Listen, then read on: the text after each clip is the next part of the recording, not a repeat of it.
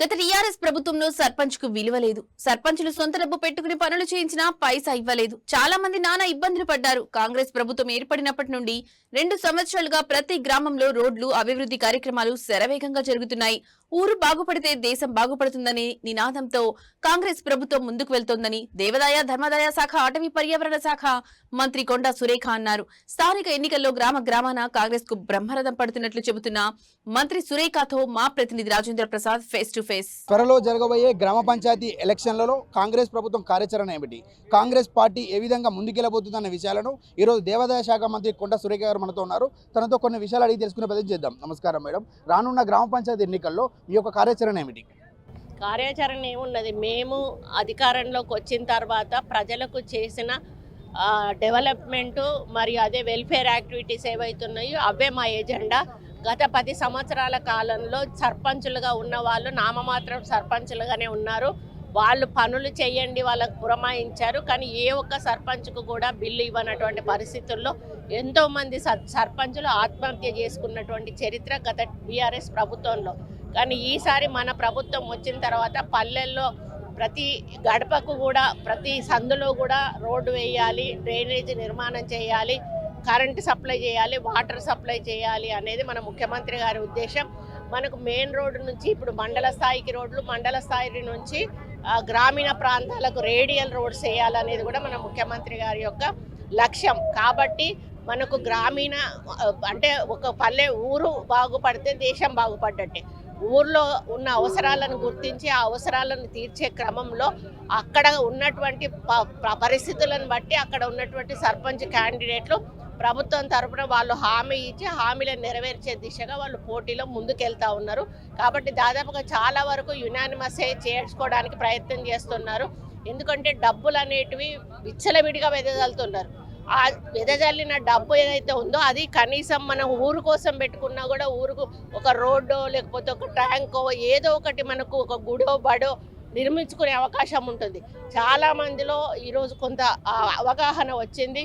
కొన్ని ఊర్లలో ఫ్లెక్సీలు కూడా పెట్టారు, మీరు డబ్బు ఇవ్వద్దు, మా ఊర్లోకి రావద్దు, మేము మాకు కావలసిన వాళ్ళని మేము ఎన్నుకుంటామని. ఈ మార్పు రావడం అనేది చాలా గ్రేటు, ఇది మొదటిసారి.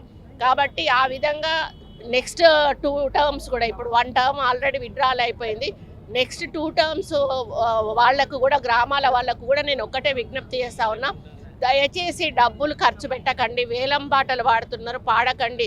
మీరు ప్రజలకు సేవ చేయాలనుకుంటే డబ్బులు కానీ మద్యం కానీ పంచకుండా మీ వ్యక్తిత్వాన్ని నిరూపించుకొని మీరు ఓట్లు వేయించుకొని గెలవండి.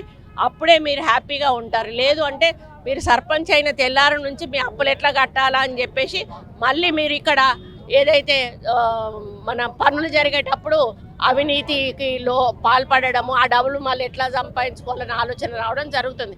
కాబట్టి ప్రజలు కూడా ఇది గమనించాలి. మనకు డబ్బులు ఇచ్చాడు అంటే మళ్ళీ డబ్బులు సంపాదించుకోవడానికి గ్రామ పంచాయతీకి వచ్చే డబ్బులను వాళ్ళు దోచుకోవడం జరుగుతుంది. కాబట్టి మీరందరూ కూడా స్వచ్ఛందంగా డబ్బులు తీసుకోకుండా ఎవరైతే అభివృద్ధి చేయగలుగుతారు అని మీకు అనిపిస్తుందో వారికి మాత్రం ఓటేయాలని చెప్పి ఈ సందర్భంగా కూడా. మీరు బీసీ మహిళా మంత్రిగా రాష్ట్రంలో ఉన్నారు కదా, ఒక బీసీ ఒక రిజర్వేషన్ 2011లో అది గత ప్రభుత్వం బీఆర్ఎస్ ప్రభుత్వం 22%తో గ్రామ పంచాయతీ ఎన్నికల్లోకి బరిలో దిగింది. ఇప్పుడు 17%తో మీరు బరిలోకి వెళ్తున్నారు. దీనిపై మీరేమంటారు? అది అట్లేం లేదండి, క్యాల్కులేషన్ మెథడ్లోనే తీసినాము, క్యాల్కులేషన్ మెథడ్లోనే అది వచ్చింది. అది మేము కావాలని తగ్గించి ఇచ్చింది కాదు, మనకు కొంత రిజర్వేషన్ క్యాల్కులేషన్ ఉంటుంది కాబట్టి ఆ క్యాల్కులేషన్ ప్రకారం వచ్చింది.